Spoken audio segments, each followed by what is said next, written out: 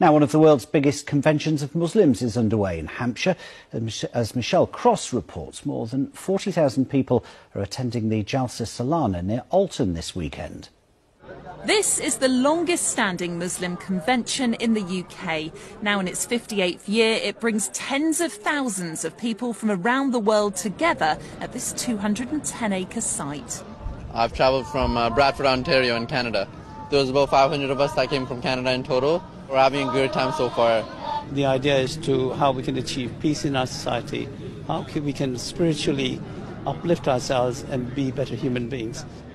The event includes exhibitions of the history of the Ahmadiyya Muslim community, prayers led by spiritual leader Hazrat Mirza Masroor Ahmad, and plenty of food. Around 400,000 meals will be made here over the course of the weekend. And that's a lot of food, from potatoes to onions. Everything here is donated and everything is offered for free. 300,000 roti are produced here over the three-day event using 2.5 tons of wheat. 7,000 volunteers listed here help out. As soon as this finishes, we start planning the next Jalsa. And of course, having 50,000 people here, accommodating tens of thousands and feeding them 3 meals a day,